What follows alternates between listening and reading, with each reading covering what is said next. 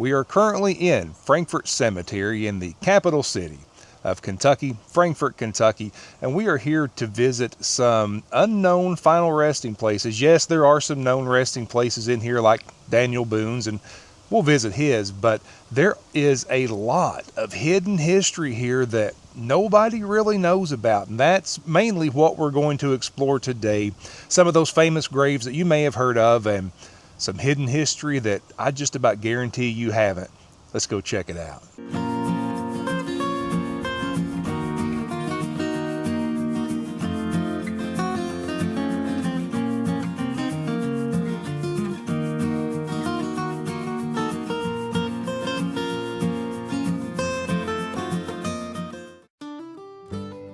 Daniel Boone is probably the name most people come to Frankfort Cemetery looking for, and his grave sits in one of the most famous spots in the cemetery, high above the Kentucky River. Boone has become almost larger than life in American history. He was a hunter, explorer, frontiersman, and one of the figures most closely associated with the opening of Kentucky to settlement. Even people who don't know the details of his life usually know the name Daniel Boone. Boone was born in Pennsylvania in 1734, but Kentucky became the place most connected to his legend. In the 1770s, he helped blaze the Wilderness Road through the Cumberland Gap, which became one of the most important routes for settlers moving west. He helped establish Boonesboro, one of Kentucky's earliest settlements, and spent much of his life moving through difficult frontier country at a time when Kentucky was still being settled and shaped. But the story of his grave has a twist, because Daniel Boone did not die in Kentucky. He died in Missouri in 1820, where he had spent the final years of his life. In 1845, his remains and the remains of his wife Rebecca were brought to Frankfort and reinterred here. That was supposed to bring one of Kentucky's greatest legends back home. But ever since then, there has been a dispute over whether Kentucky actually received the right remains. Missouri has long claimed that Boone may still be buried there, and Kentucky has claimed that Boone rests here in Frankfort. The controversy is part of what makes this grave so interesting. You're not just visiting the grave of Daniel Boone, you're visiting a grave that has been debated for generations. Whether the remains here are truly his or not, this monument became Kentucky's official tribute to him. It placed Boone in a cemetery overlooking the capital city and the river, almost as if Kentucky wanted to permanently connect him with the state he helped make famous. And for most visitors, this is the Daniel Boone grave. It is one of the most iconic graves in Kentucky, and it remains one of the biggest reasons people come to Frankfort Cemetery. Presley O'Bannon is one of those names a lot of people may not immediately recognize, but once you hear his story, you understand why he belongs in a place like this. O'Bannon was a United States Marine officer, and his legacy is tied directly to one of the most famous lines in Marine Corps history, "To the shores of Tripoli." O'Bannon served during the First Barbary War, when the young United States was trying to protect its ships and citizens overseas. In 1805, he became part of a difficult overland expedition across North Africa towards the city of Derna. That mission became one of the most famous moments in early Marine Corps history. O'Bannon's role at Derna helped make him a Marine Corps legend. He is remembered as one of the first Americans to raise the United States flag in victory on foreign soil. After that campaign, he was presented with a special sword, and that sword helped inspire the sword that Marine officers still wear today as part of their dress uniform. So when you're standing at the grave of Presley O'Bannon, you're not just standing at the grave of a Kentucky soldier, you're standing at the grave of a man connected to one of the oldest traditions in the United States Marine Corps. O'Bannon later came to Kentucky and lived out the rest of his life here. He died in 1850, but his remains were later moved to Frankfort Cemetery, where a memorial was placed in its honor. That makes this grave one of the most important military graves in the cemetery. It connects Kentucky to the early history of the Marines, the Barbary Wars, and a phrase that is still sung in the Marine Corps hymn today.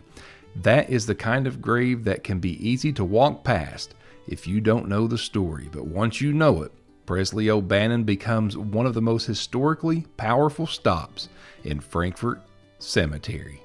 Theodore O'Hara is buried here at Frankfort Cemetery, and his story is tied to words that have been seen in cemeteries all across the country.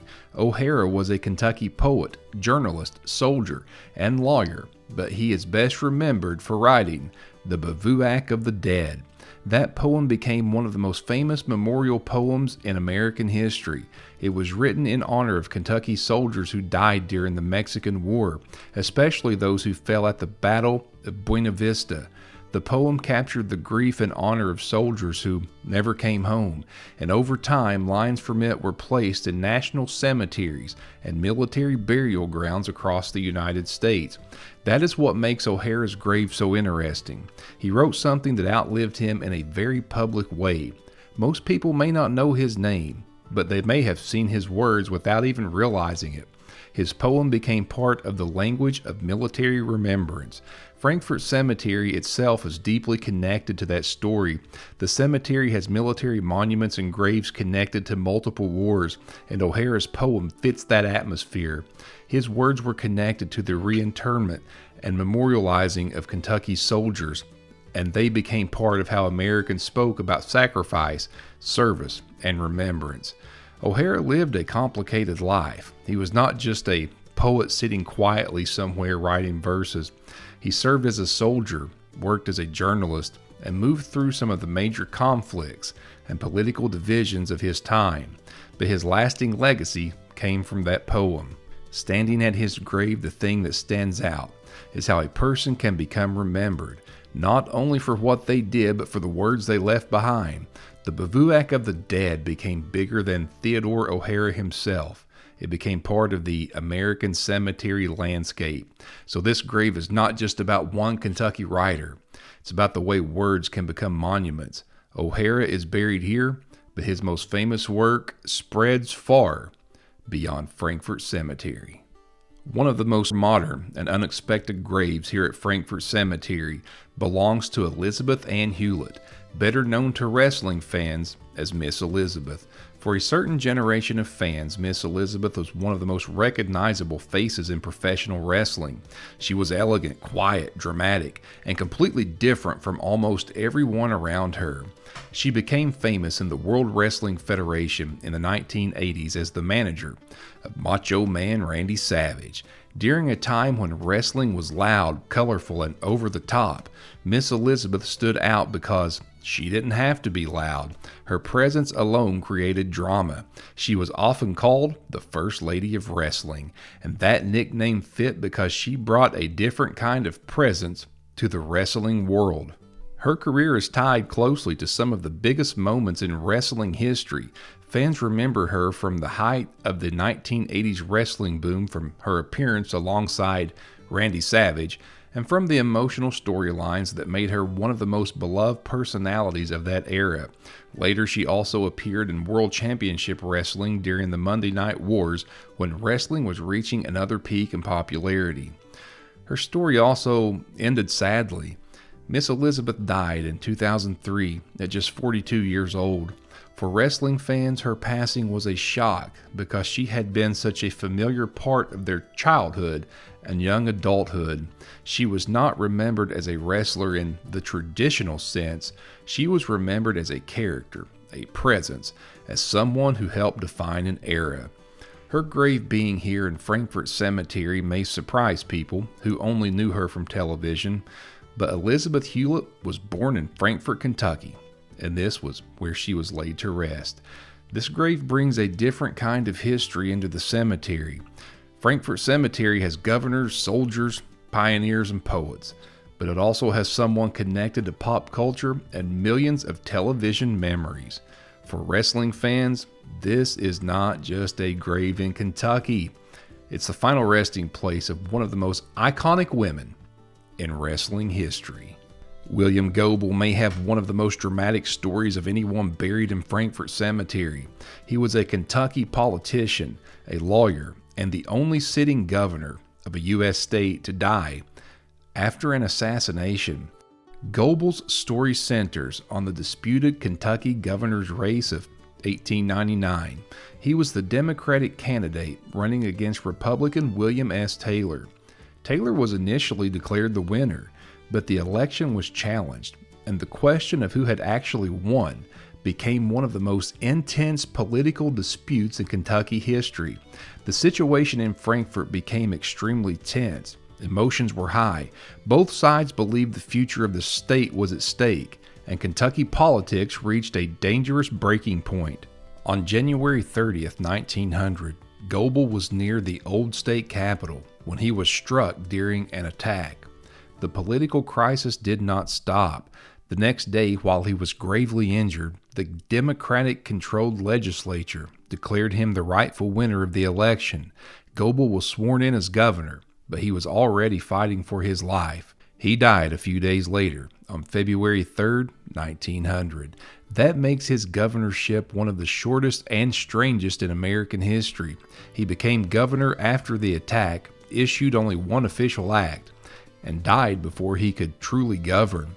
The aftermath was complicated for years. Several people were accused or connected to the case, and the legal and political arguments continued long after Goebel's death. Even today, the Goebel assassination remains one of Kentucky's most famous political mysteries. His grave here at Frankfort Cemetery is a reminder of a time when Kentucky politics reached a level of division that is hard to imagine. This is not just the grave of a governor. It is the grave of a man whose final days became part of one of the most dramatic chapters in state history. For a cemetery full of governors, Goebel stands out. Many governors are buried here because they served for the state. Goebel is remembered because his rise to the governorship and the end of his life happened almost at the exact same time. His story is one of ambition, contested power, and a political crisis that forever changed Kentucky history. Reverend John Gano is one of the older historical figures buried here, and his life reaches back into the Revolutionary War era. He was a Baptist minister, a patriot, and a chaplain who became one of the most important religious figures of early America. Gano was born in 1727, and long before Kentucky became a state, he was already active in ministry. He helped establish Baptist churches and became known as a powerful preacher. One of the churches most often connected to him is the First Baptist Church in New York City, which gives you an idea of how far his influence reached. During the American Revolution, Gano served as a chaplain in the Continental Army.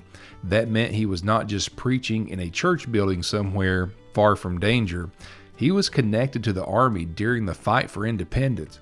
He is often associated with George Washington and the Revolutionary cause, and there are stories and traditions linking him to Washington, including that he actually baptized Washington, though some of the stories are debated.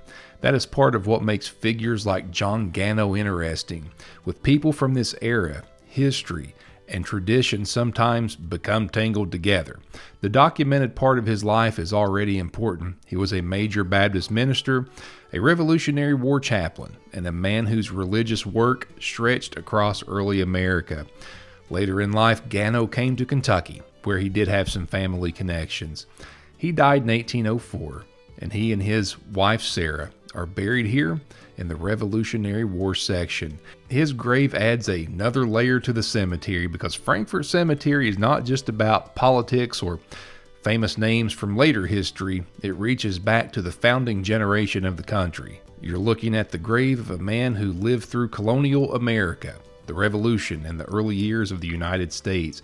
He preached, served, moved west, and became part of Kentucky's early religious history. In a cemetery filled with public officials, John Gano represents the faith side of early American history. Ballard is one of those Kentucky pioneer names that may not be familiar to everybody today, but in his time he was the kind of man people remembered. He was a soldier, frontiersman, and early Kentucky figure whose life was tied to the difficult years of settlement and uncertainty on the frontier. Ballard was born in Virginia in 1761 and came to Kentucky as a young man. That meant he arrived when Kentucky was still a rough and developing frontier. Settlement was expanding, but the region was also complicated and dangerous. Families were building new lives in a place where travel, communication, and basic survival could be difficult. Ballard served in the Kentucky militia and became involved in military campaigns connected to the frontier period. He later served during the War of 1812, adding another chapter to a long life of public and military history. What makes Ballard's story interesting is that he represents a different kind of Kentucky history. He was not a polished statesman from the capital. He was part of a generation that lived through Kentucky's early years, when the state was still being shaped by settlers' militia service and the challenges of western frontier. Ballard died in 1853. He was first buried in Shelbyville, but Kentucky later moved his remains and those of his wife to Frankfort Cemetery. That reinterment says something about how the state viewed him. They wanted him remembered among Kentucky's honored dead. His legacy also lives on in place names. Ballard County, Kentucky was named for him, as was Blandville. That means even if people no longer know much about Bland Ballard, his name's still on the map. Richard Mentor Johnson is another major name buried here at Frankfort Cemetery, and his story connects Kentucky to the White House. Johnson served as the 9th Vice President of the United States under President Martin Van Buren from 1837 to 1841. He was also a Kentucky congressman, senator, lawyer, and military officer, which makes him one of the most politically significant people buried in the cemetery. His national reputation grew during the War of 1812, where he served as a colonel of Kentucky Volunteers.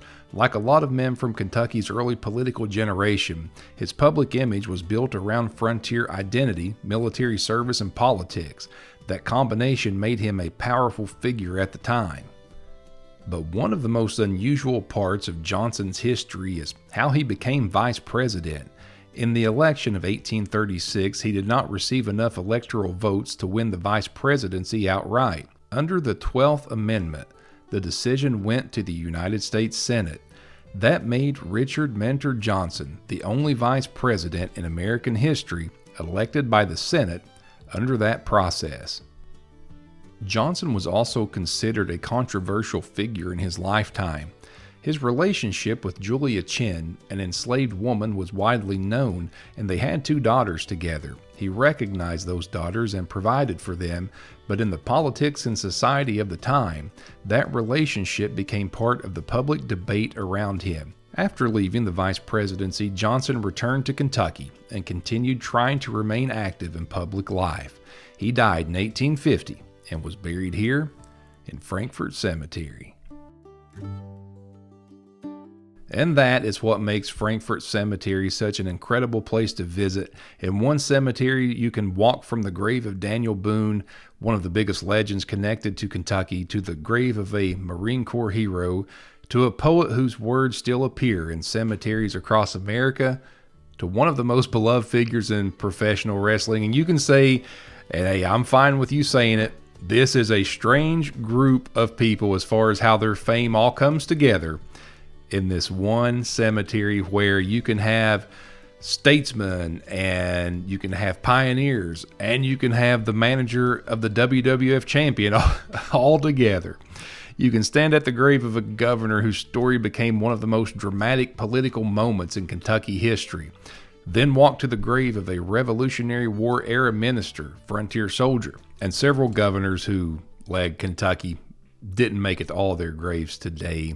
If you enjoy videos like this, where we visit the graves of the famous, forgotten, unusual, and historic people, I hope you'll subscribe to Whit Docs. That is what this channel is all about. We travel to cemeteries, historic places, and forgotten corners of the map to find the stories that are still out there waiting to be told. So once again, here at Frankfort Cemetery in Frankfort, Kentucky, visiting some of the most interesting graves in the Bluegrass State, I will see you again soon.